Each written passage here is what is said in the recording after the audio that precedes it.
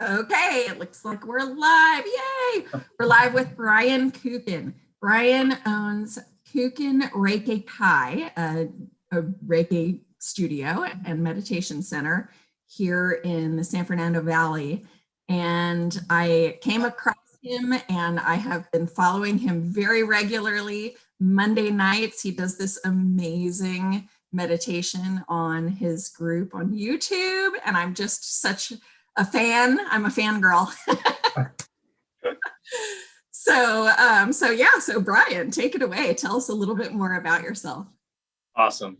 So I've been practicing Reiki since 2007. I got into it when I was a high school math teacher. So it was very different from where my mindset was at the time. I was into exploring, I was getting into meditation and all these things. And I took to it more quickly than I expected. It just kind of opened my mind to not being able to explain things in the world that I was experiencing. So I couldn't deny it. It was like, no, this happened, but how do I explain it with my mathematical formulaic approach to life? Like, I must study more. That's it. Education background. Like, I got to get into it. And I just kept diving in and studying more and then taking more classes and practicing and doing all these things. And 5 years later, I started taking a Reiki Master training, and my internal experience just started shifting, and I was unhappy in the classroom teaching math. I wanted to teach life. I wanted to teach healing. I wanted to teach, the real good, juicy stuff of life. Even though I still love math. I mean, Pi Day was just a couple of days ago. I still celebrate that. So then I confronted my biggest fear and took the leap and resigned and left the public school classroom experience and just dove into teaching Reiki and, connecting with the cancer community through cancer nonprofits and offering Reiki to patients and people in treatment and post-treatment and family members, and just sharing in public Reiki circles, which were in person for a while and now have shifted to online. So on the Facebook page, Monday nights, I have the Reiki healing circles. So we do long meditations, and then I guide everybody through a little self Reiki practice that everyone can join in. And that's how we met. And it's been great. So I get to keep that Reiki practice going as best I can.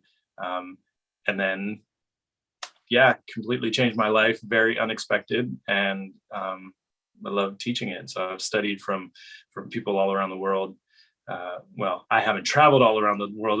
Some people come to LA, so I'm lucky enough to be able to learn from them in different styles and lineages. And it's just fascinating. So I love to pass on that information. I'm a teacher at heart, so I can't help but teach. But I love being in the Reiki energy, whether it's receiving or giving. I'm a giver, so I love giving Reiki to people. I love it. That's absolutely perfect. Love that about you. Love that. Thank you for sharing the math to Reiki, because I started out in the sciences also as pre-med in college. Oh, wow. Yeah. So yeah, and then took a sharp turn, and everybody and it shows up unexpected. Everyone's like, "Wait a second, you were doing this, and you want to do that? What? That seems very, very opposite." Exactly. But it's really not, and that's the thing that really inspires me about it. Is it really isn't opposite. In fact, it's very connected, and that's the beauty of it. Yeah. And going with that experimental approach too, and diving into the things that it's hard to explain scientifically, but they have to be experienced, and through the experience. And that's how I explain Reiki to people, is like, well, I talk about Reiki all the time when introducing people to it, but it's like, okay, enough talking. Let's just experience it. And then you'll get a little taste of what it is, and then you can start to understand it, and then we can add in different elements. And I ground it in physiology and how the body works, and the autonomic nervous system and all that stuff, so we can somewhat make sense of it, but it's still really magical and mysterious, and it's cool. I just absolutely love it. Completely and utterly love it. And you have reminded me of a whole bunch of things that I learned decades ago that I forgot. So thank you for bringing me back to it. I'm very, very pleased about that. Okay, so here's where we switch a little bit from the business, although, you know, with us spiritual people, we have a tendency to be one and the same. Our business is who we are. So, you know, don't feel like you can't mention your business, but we're going to try to get to know you, Brian, a little bit better. Some of these fun questions. I'm here. I'm open to it. So. All right. So do you play an instrument? I do. I am a musician. I'm a bass guitar player. Awesome. Oh, that's right. I saw pictures of you online. Yeah. So what's your that's my other passion. Once I left the classroom teaching math, then it was like, all right, I have to live the life of an artist and really play more music. I have more availability there, and then Reiki, so it kind of balances me in that aspect. Have to have music in my life. Just out of curiosity, do you love the sound vibrational healing stuff as well? Yes, and as much as I would love to dive deeper into it and learn it and everything, I have to hand that off to the others that have really done it. And I have some amazing friends and sound healers. And when I had my Reiki circle starting out, I worked with another sound healer who had an assortment of 16 Tibetan and Himalayan singing bowls and gongs. And we created, oh my gosh, it was magical. He was amazing. He's in Colorado now, Jonathan De Leon. And holy cow, Reiki and sound goes so well together. They're like the perfect complement. The sound just gets in there and the Reiki gets in there and the whole space is transformed. So yeah, love the sound healing aspect. Yes, 1,000 times yes, totally love it. So because we're on the music subject, what is your favorite song? Maybe to play versus gosh, favorite song, too many. I'll go with my top 3 bands, because to pick a song, oh goodness, there's too many. My top 3 bands that my go-to that I can go and listen to and will always be lifted up, are in no particular order: Allman Brothers Band, Bela Fleck and the Flecktones, and Fish. I just love the improvisational aspect of it. I love the guitar, the melodies, and just the influences from all over.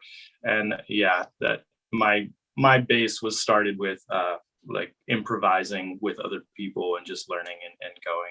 And I love the freeform and how they go about it.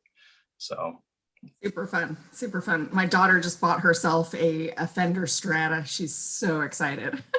Oh, classic Strat. You gotta get that Strat. Yeah, she's like, I could spend less, Mama, but I wouldn't be learning from the best. So why bother starting? I'm like, oh my God, you're amazing. Oh, there you go. Get her started. Whatever she likes, let her go and explore. Music is healing, and it's been my therapy. It's been my artistic expression. Yeah, music can always be with you. Yes, she's a dancer. So it's just it's going to influence her playing so much. It's so great. She'll be dancing. Her fingers will be dancing. Like, make sure she sees that connection. Oh, definitely. So fun. I can't wait to hear. I'm already hearing, a little. She doesn't want to perform yet, but she'll get there. Yeah, let her be in her room and just be in her little woodshed, hammering it out. Yeah, exactly. You got it completely. She's a drummer, so I don't know why. Oh, drummer. Well, rhythm, like she's just dancing, of course. One thing after the other. It's lovely though. I love watching it. Okay, so back to you. Sorry. No, that's okay. I'm talking about music, so it's good. Exactly. Your favorite season? My favorite season? I like fall. Summer's great, but my birthday's in the fall. So it's just, I like that time of year. I like t-shirt and jean weather. Yes. That's ideal. With some flip-flops, of course. I was going to say how very California. No socks. Closed-toed shoes, I'm ready to put them away for the season and get into summer now. But I love the fall. And I grew up in Pennsylvania, so I missed the season change and the colors and everything. But yeah, that's my season. I feel you. I'm right there with you. All right. When you were in, let's say, middle school, if you can think back to middle school, what was your favorite subject? Ooh. Let's see, in middle school, I wouldn't say math. I definitely was not attracted to math at that time. I guess music. Yeah, I was in band. Yeah, I enjoyed that. And it was kind of the start of the day. Nice. Yeah, Nice. go with that one. Into that energy, even Yeah. before I you even haven't knew thought it. about that in a while. That was a good question to take me back. Like, yeah. I enjoyed that Nice. All right. If you would associate yourself with a cartoon character, what would it be? Whew. I always like Goofy. You know, just classic. He was just always himself. Yeah, he was, you know, Caring. yeah, and fun. It Fun. didn't take himself too seriously. You know, it was there flowing. Love it, love it, love it, love it. Okay. Last but not least, who inspires you? Who inspires me? We'll go with my wife, because she gets things done.